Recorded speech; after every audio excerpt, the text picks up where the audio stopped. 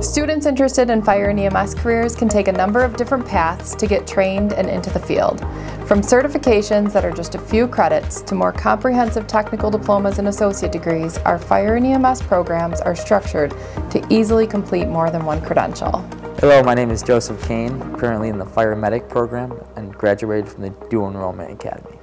The current program I'm in is the fire medic program. Something that made it really meaningful to me is how well the program prepares you for your full-time job as a firefighter paramedic. WCTC is helping me achieve my career goals by providing me state certifications, hands-on experience through live burns, car extrications, and great training with the instructors. My name is Alexandru Knoll.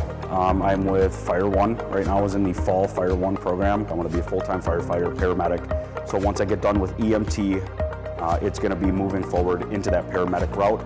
If that doesn't align, it'll be Fire 2, and then advanced EMT, and then paramedic route. So there's a lot of different pathways you can take with this.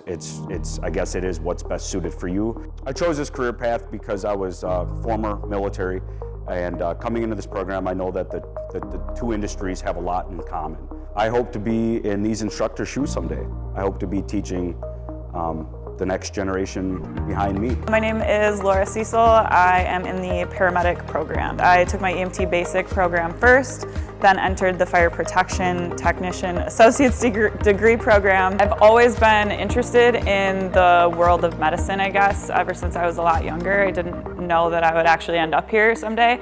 I think the greatest benefits of the tech college are the smaller classrooms.